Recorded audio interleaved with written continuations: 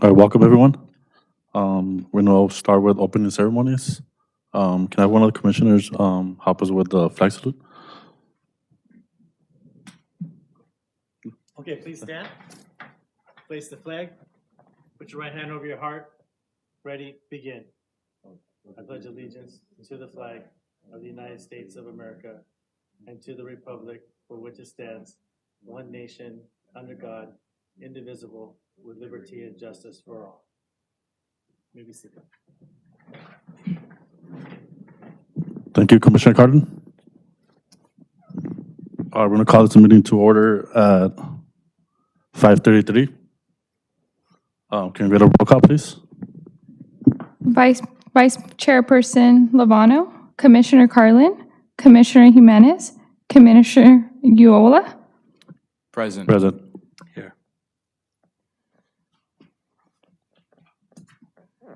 Today, Commissioner Oliver was excused. He communicated with us that he couldn't attend today, so we're going to move forward with any corrections to the agenda.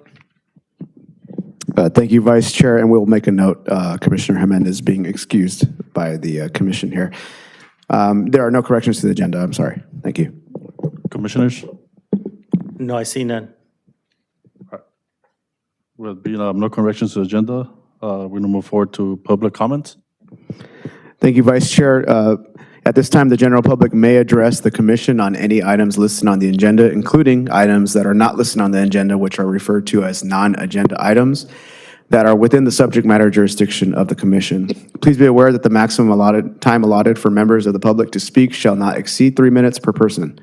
State law prohibits the commission or committee from taking action or entertaining extended discussion on a topic that is not listed on the agenda. Please show courtesy to others and direct all of your comments to the chairperson. And Vice Chair, I believe we do not have any speaker cards. There are no speaker cards today. All right, being that, we'll move forward to approving minutes from previous meetings. We're approving the minutes for November 21st, 2024, and for December 19, 2024. Okay, I so move to approve both minutes. Oh, I move to approve both minutes. moving forward, we move forward with this one, approved. Moving forward with the meeting, do you have any recommendations or anything from the staff?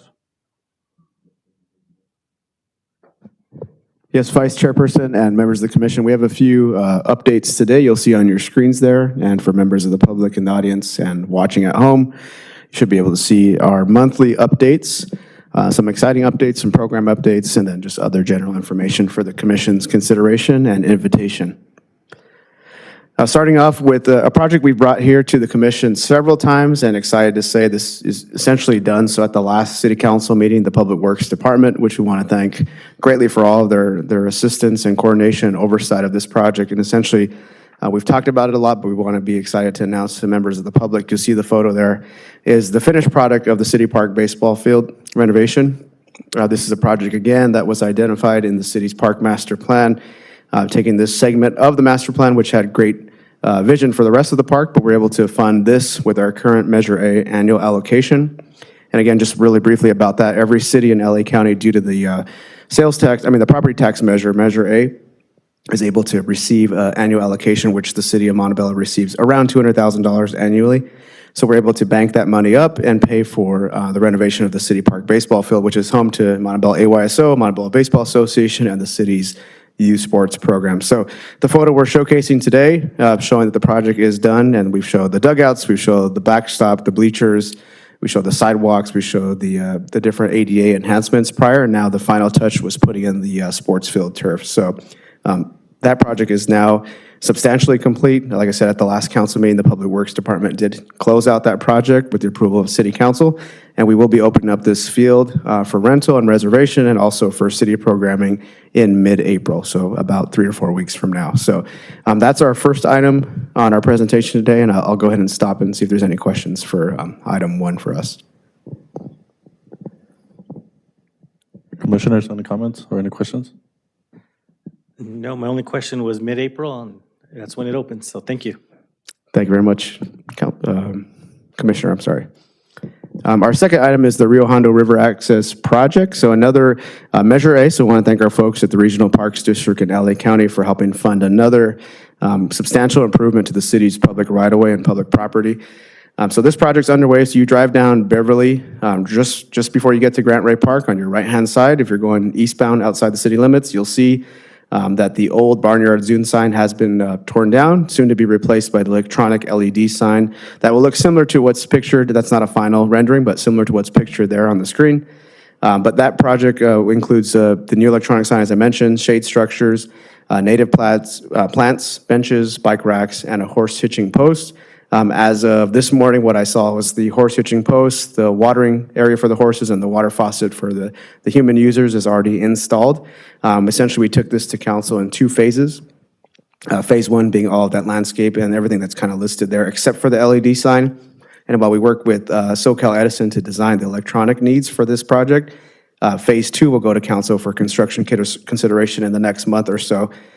To bid out for the sign. So another Measure A funded project, just to explain for the commission again and for the members of the public, 2 funding sources, both LA County Measure A is our annual allocation funds, about $200,000 or so of that.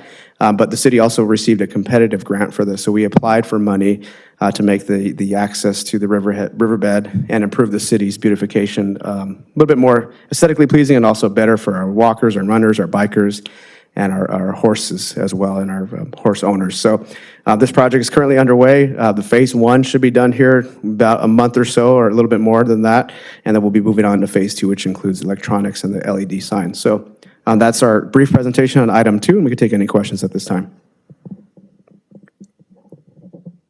Commissioners, any questions?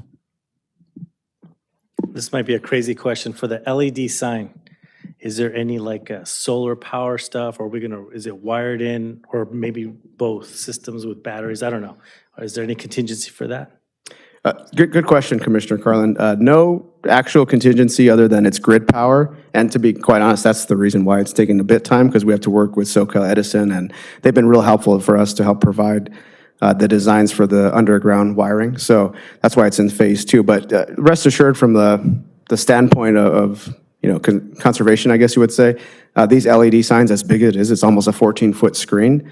Very low voltage, very low electricity usage. But if the power went out, I think it's what you're asking, it'd be off, to be honest. Thank you.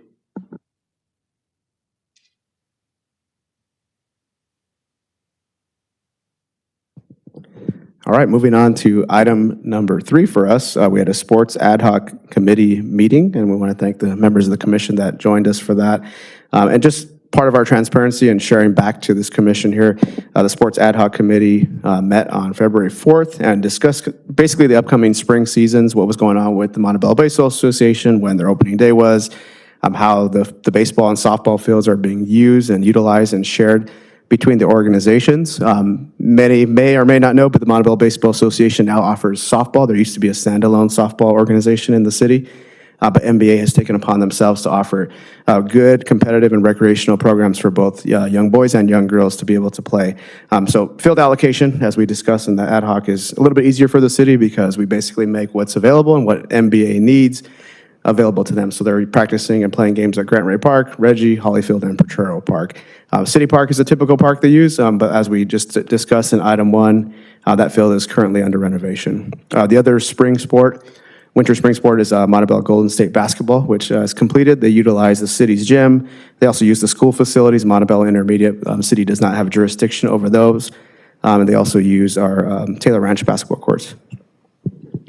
We also reviewed some of the upcoming city-sponsored youth sports programs, which is the youth basketball program, which is currently in week 6 out of 8 for that program, and our upcoming youth soccer, which is our largest and most popular program, which is currently taking registration. It's mostly full at this time, and we still have a few spots available for the older kids divisions. That program starts here in the coming weeks. And lastly, we have a couple of aquatics classes. We talked about this again, just speaking to this topic about the ad hoc. Our lifeguard recruitments are ongoing. We open up our senior guard. We're opening up our instructor guards as well.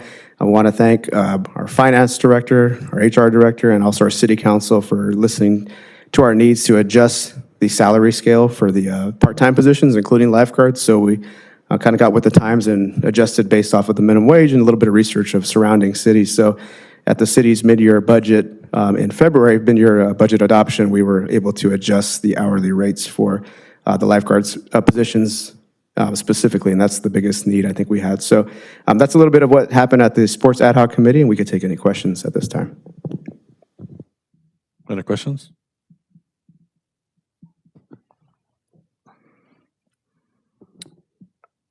I noticed that both City Park have baseball, and then we also do basketball, but at the Aquatic Center, were there any talks of what, I guess, what events, what programming, what's being planned at the pool? Yes, sir. That's actually a great question, Commissioner. So our regular season will still open June when the kids get out of school, but we are planning to offer our swim team again. And a project that's not relevant, but I'll use this opportunity to share here this week and finishing tomorrow, actually. We are installing in-ground pool lighting at the Aquatic Center. So we're able to offer more evening classes, more rentals for the local swim teams, as well expand our offerings for water polo and our offerings for a swim team, and have some early morning and after hours items, as well as actually hosting programs like the movie nights. They'll be going back to the pool this summer. So that schedule is all being finalized at our next commission meeting and our next ad hoc. We could probably share all of those great, exciting things, but we're hoping to expand. We're able to offer, and I think being more competitive on the recruitment side and having more lifeguards and more certified instructors will offer that. So that's a great question, though. So all still kind of pending, but we will still open in June, and as soon as the lights are done this week, we'll start renting out the pool again to the high schools. They were using our pool throughout the wintertime, and we're on a pause for this lighting project. I have a question Great. about, That was great. Just, I'll look forward to listening to that. Thank you. sorry about that. I have a question about the youth soccer. I saw that you guys were requiring a lot of volunteers. Did you guys get a lot of volunteers, or? Yes, sir, Vice Chair. So with every youth sport, our first goal is to have volunteers coach the program, coach the kids. They'll go through a background check process, in-house training, so they're ready and certified to coach. So yes, we are still looking for volunteers. If not, we do have a minimum amount of teams, and we'll have staff coach those teams, so they're the program still goes on even if we don't get the volunteers. But to everybody out there and to everyone please encourage folks to volunteer, because it helps us expand the program and use city resources in other ways. So yes, there is still accepting applications for volunteer. Thank you.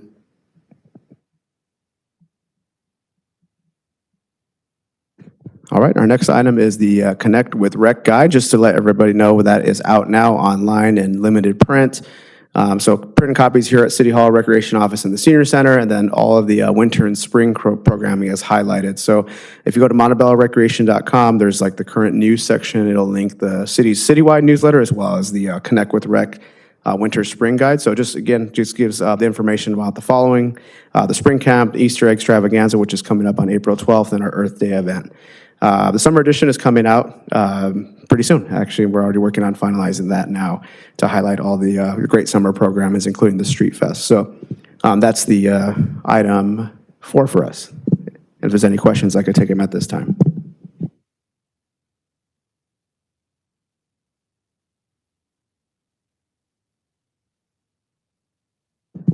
All right, our item 5, and we're almost done here, is our youth employment program. This program is actually ongoing. We already took the 75 applications in with interviews scheduled the week of March 31st, so about 10 days from now. Our participants will work in various departments throughout the city. It's a great program. People can learn basically job training and paid job training in recreation, finance, police, transit, and fire.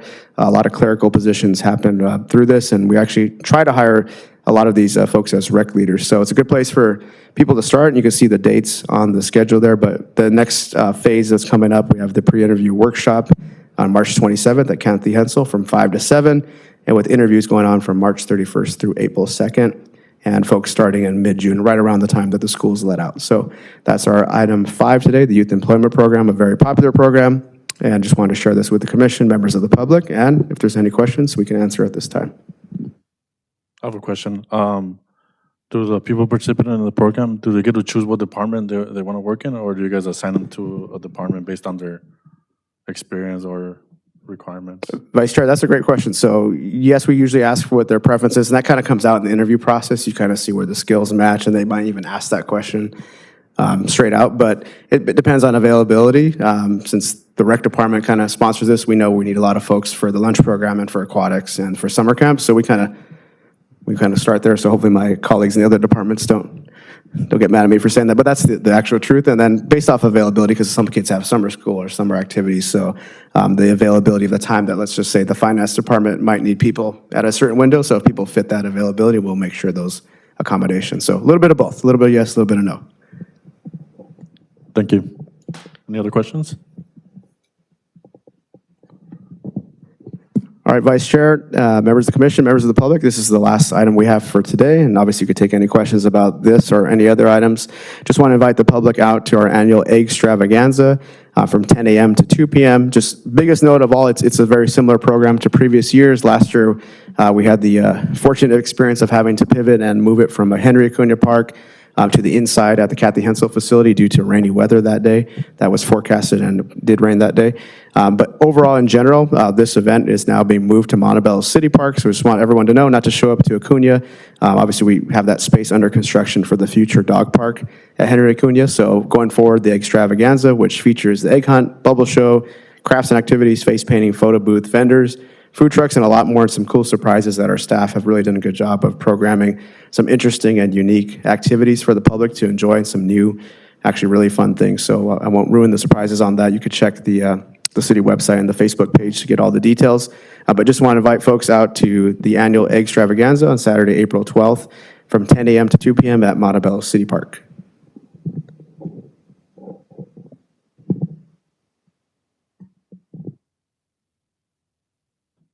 Thank you, Director. Thank you, staff. We're going to move forward with commission.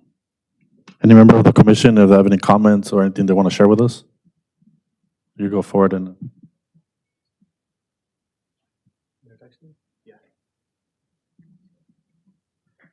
So my name is Joshua Yoa. I'm the new commissioner for the Parks and Rec for District 4. I'm happy to be here. Thank you for welcoming me to the team. I look forward to collaborating with you guys, with the rest of the team, city staff as well. And I'm excited to be here. Thank you. yeah, thank you. I didn't mention that earlier, but yeah, welcome to the team. We look forward to working with you, with the staff, and hopefully we could get good things going on for the city. Commissioner Carlin?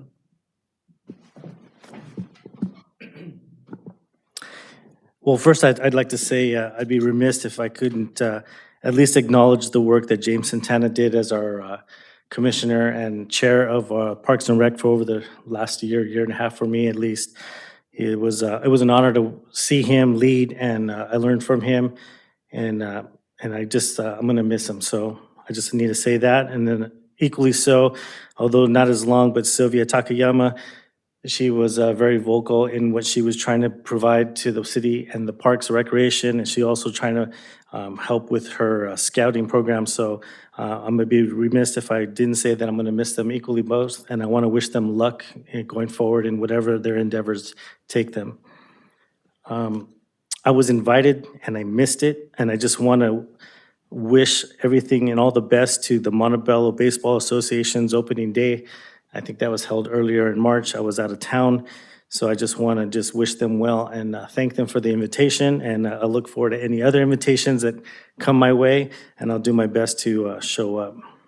And then lastly, just looking over the presentation, thank you very much for the hard work in putting that all together. A quick comment, the youth employment program, I just think is a phenomenal opportunity for people to get in touch with the city, especially as someone so young. I started my employment with the city back when I was 16 years old, and I will honestly say it changed my life. It put me on a different trajectory just by who you meet and the network you build. And anyone that's even halfway considering it, I hope they do. I understand the 75 applications already, and so I wish those candidates all the best, and I hope they come in with the best attitude and work and learn from that program. So. And then lastly, to our new commissioner, welcome. I'll be looking forward to working with you, and it'll be a pleasure to learn and see what you have to offer. Thank you.